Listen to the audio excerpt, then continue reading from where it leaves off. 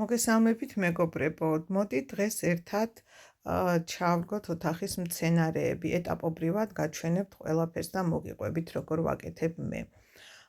ეს ქოთნები, უпростоრად ნაგვისურნები არის, ესენი შევიძინე, რადგან ქოთნები საკმაოდ ძვირი სიამოვნებაა და ხშირად ვიყენებ ხოლმე ასეთ მეთოდს, ვყიდულობ ნაგვის ურნას, იმ ზომის რა ზომიც მჭირდება, გავუკეთ ესეთი პატარა ნახრეტი, შევიძინე კიდევ ყვავილების მიწა და დავიწყოთ გადარგვა.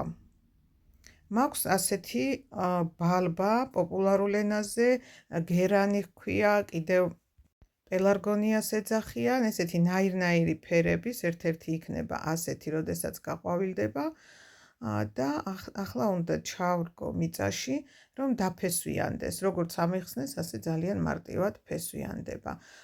ქოთნები გავავსე მიწით და შემდეგ მაქსიმალურად შევეცადე, რომ ძირში ფოთლები მომეცილებინა და ისე ჩავდე მიწაში.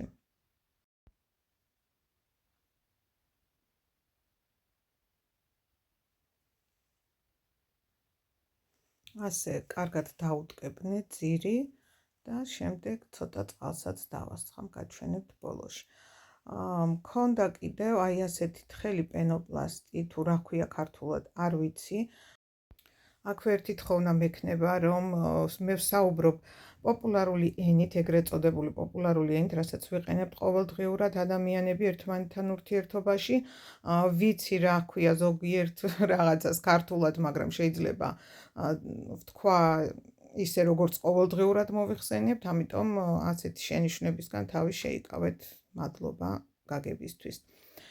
და აი ეს პენოპლასტი გამოვჭერი ისე რომ ქოთნებს ძირში ჩაუფინე, რადგან ძალიან დიდი ეს ქოთნები არ არის ასეთი გამოყენებისთვის განკუთვნილი, მაგრამ ამ ეტაპზე სხვა არ მქონდა და იძულებული გავხდი ასე გამეკეთებინა დრენაჟისთვის, რომ სწრაფად არ გამოსულიყო წყალი, რადგან ძალიან ბევრი, ესეც არ ვიცი, ნახრეტი ჰქვია თუ როგორ უნდა მოვიხსენიო, არ ვიცი. ნახრეტი აქვს. აგერ გაჩვენებთ ავოკადოს, რომელიც მეგონა რომ გაფუჭდა და ამოვიღე და სინამდვილეში ფესვი ჰქონია და უკან ჩავაბრუნე, იმედია გაიხარებს. კიდევ მაქვს ესეთი პაწაწუნა ბალბა, რომელსაც მოვაცილე ყვავილი, რაც ხელს შეუშლის ფესვების განვითარებას და ესეც მოვათავსე მიწაში.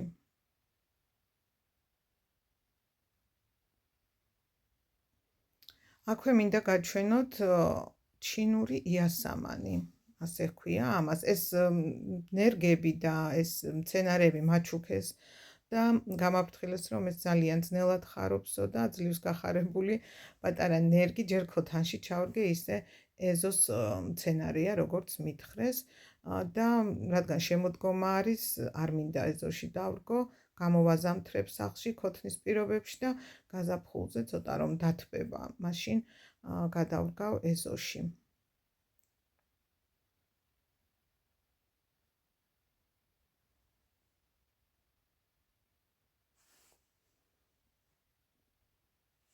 აქვე მაქვს როზმარინი, ეს როგორც ვიცი, ეზოში უნდა დავრგა, დიდი ბუჩქი იზრდება, არის კიდევ სხვადასხვა მცენარეები, ეზოს მცენარეები, ამას მოგვიანებით დავდგავ, როგორც ხედავთ უკვე გვიანი საღამოა, ეს ვარდიც, ძალიან ლამაზი ვარდია და აგერ მაქვს კიდევ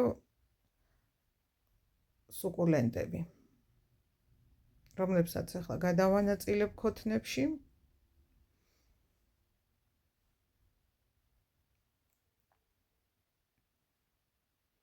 ამას როგორც ვიცი, კლდის ვარდს ეძახიან, თუ ქვის ვარდს, არ ვიცი ზუსტად და თუ მეტყვით კომენტარებში, ძალიან გამიხარდება. არ ვიცი ამ მცენარეების სახელების სიმართლე რომ გითხრათ, მაგრამ ძალიან ლამაზებია.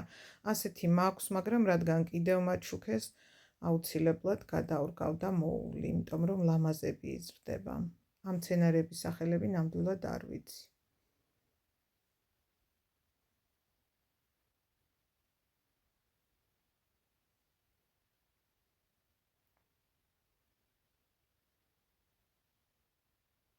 ამებს გავასუფთავებ წყალში, რომელსაც გასუფთავება ჭირდება და ისე ჩავრგავ ქოთნებში.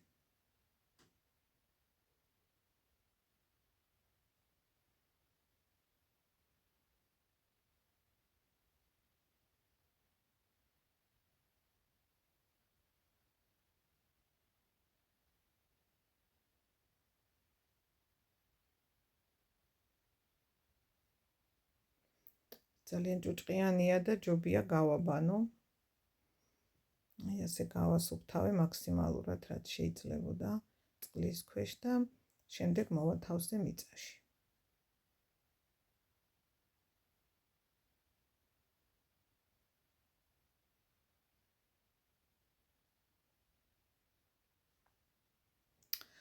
პატარა ქოთნები აღარ მქონდა და გადავწყვიტე, რომ რაღაც პატარა კომპოზიციასავით გამეკეთებინა ამ მცენარეებისგან ერთ დიდ ქოთანში.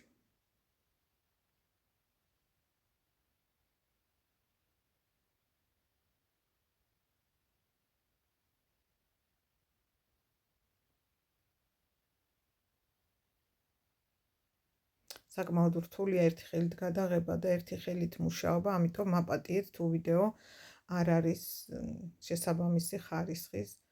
არ ვარ მე ესეთი გამოცდილი ბლოგერი, უბრალოდ ეხლა დავიწყე სამოყვარულო დონეზე ვიდეოების გადაღება. აი ასე გამოიყურება საბოლოოდ ჩემი მცენარეები.